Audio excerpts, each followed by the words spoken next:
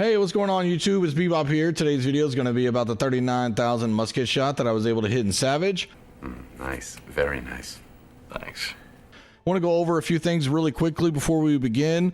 This was not in a random Group Finder M3. I had a couple of people ask that. No, it was not. There was no damage multiplier of 15% here. I wouldn't post that. And even if I would definitely be upfront honest. I've actually hit 35,000s before. Even Heartrune came out with the musket and Savage Divide. So the 15% in the M3 random, which if you can even find a damn random M3, I would not do that, okay? So that's not going on here. But I will show you how to get up there, and I will show you actually how to hit harder than what I hit.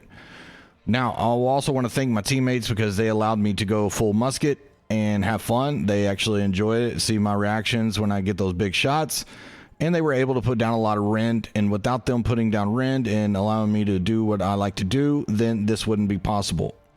So thank you, teammates, Carissa for tanking and the rest for helping out. I do appreciate y'all. All right, now let's get into the build here. All right, let's start off with the clothing.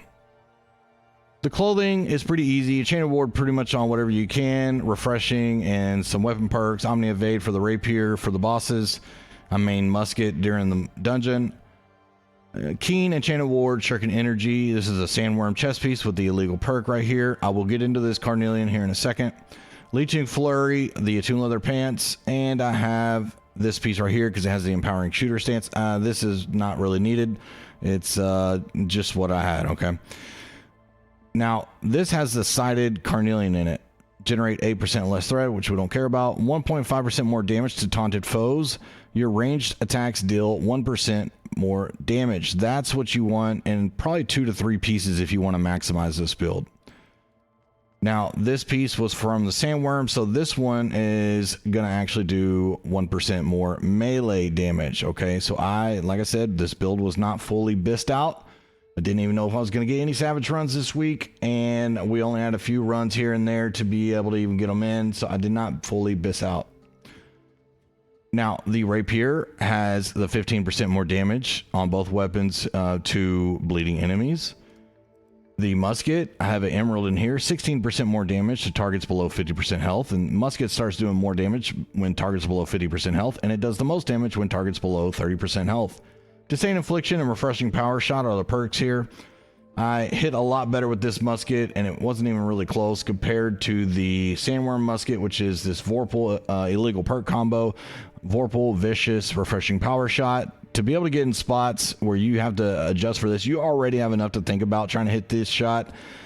Adding Vorpal is just another measure of difficulty because tanks pull in all different areas, usually away from the DPS and to the wall. So very difficult to get that off. I have Kick, which is, this one is the Cunning Heartrune. This is going to give me empowerment, which I believe you're going to be in power cap once you hit one headshot anyway, so it's really probably not even a factor. And then we have Frozen Protection, Unimpeded, Empowered. This is very important. Empower you apply lasts 35% longer. We have Thrust Damage, Hardy, Bloodletting. Thrust Damage, 7.8% more thrust damage. Beast are weak to thrust. That helps out. Empowering Toast, Refreshing Toast, Healing Heart. Empowering Toast is just a potion, mana potion I drink right here. And that's going to give me empowerment anytime I drink that. And then I can immediately get in a shooter stance and start pew-pew-pewing. Now, we'll get into the attributes here. The attributes, you're basically in a bleed rapier build. Now, when I took my food, I would be at the max here, the 300. Here, let me go ahead and take food real quick. I would be at 300 dex also. Let me go ahead and retake my Desert Sunrise also. This is going to help with dots in the dungeons. And let me go ahead and take my powerful honing stone so you can see that. I got the beast ward pot, and then I got beast coating. Okay. So down here, you will see I have all of my buffs ready to go. The coating, the ward pot, the honing stone, the dots to protect me, and I have increased dex. Now, 25 strength for the extra light attack, so when you go bleed on the bosses. And then 300 dexterity. 350 int is where you're going to do your most damage with the musket and the bleed rapier. It is opposite of what you would think of being more 350 dex. It is 350 int in dungeons. In the hive and Sandworm, you would go 350 dex. because the extra critical chance when you're at the 350 dex mark. But in dungeons, bleed rapiers and muskets that are going to try to hit hard are 350 int, 300 dex. 25 focus for 5% ability cooldown. Let's go to weapon mastery real quick. That is a evade bleed rapier setup. Got videos on that if you want to find out more about that. This is the musket setup. You're basically getting a shooter stance. You're getting 5 shots with it. This is going to help cooldowns. You got your power shot that you're always going to start off first with, because you're going to get a empowerment when you hit with the power shot, 10% for 5 seconds. If you hit a headshot, then you also get another 10% for 5 seconds. Powder burn is going to give you 8% additional damage to burning targets.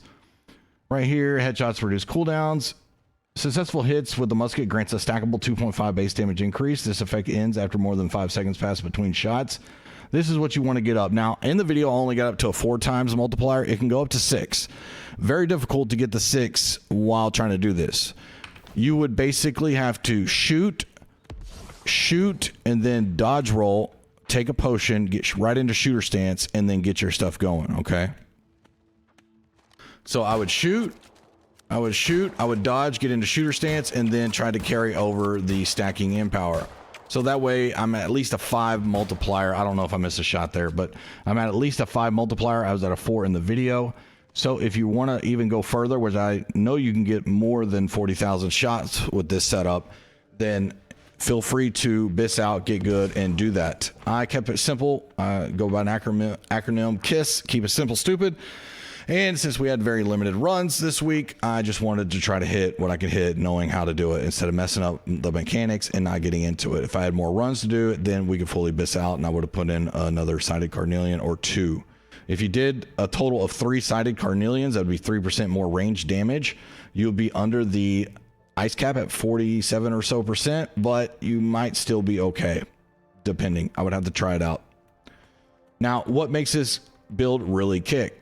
This is the boon. A lot of new players don't know about this. I get questions about this on my stream every day when I open up my inventory. What is the gold stuff? This is infused boon of Artemis potion. This is about a 300,000, 400,000 upgrade. All right. This is not, you know, for, you know, the newcomers. Now, if you want to build up to this, there's a mission you can do. And you come up here to Elysian Wilds. You go to Last Light here. There's a mission in front of this arcane station. It's a side quest. What you're going to do is it's going to have you come over here, dig up some spores, come back to the arcane station, and make a spore jelly vial. I have a video on my video about this. Now, when you eventually rank that up to gold, like I said, it's extremely expensive. You're going to be able to do 27% more damage for 4 minutes when you enter a spore cloud. Spore clouds are all throughout the Savage Divide dungeon.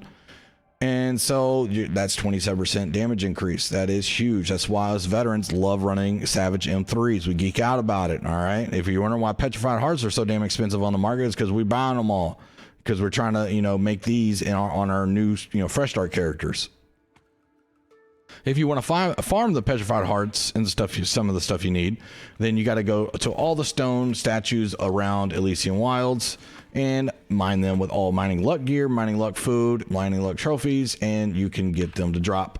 Now, getting back to the musket skill tree, you have the optimal range. To do the most damage, you want to be further than 20 meters and closer than 50 meters. If you're unsure of the distance, you could easily, you know, just ping, and then you look at that ping and it'll tell you 32 meters out right there on the right.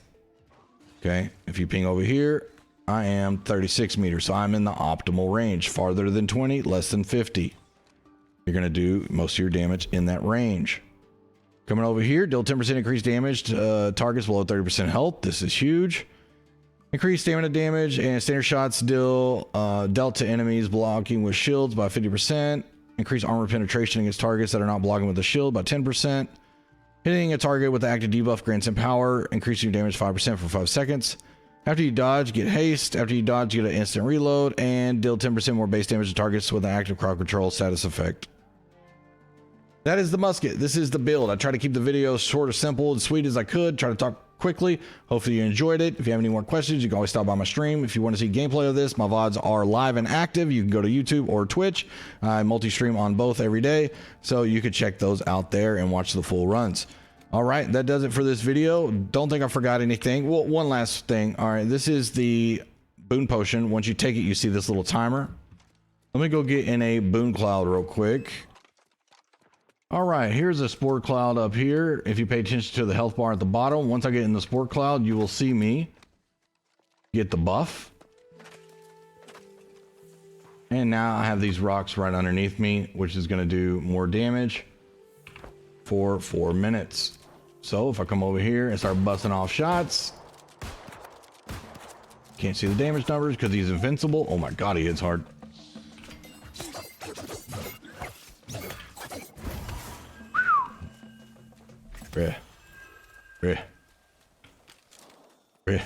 That was close. All right, let's see if we can get this ice guy over here.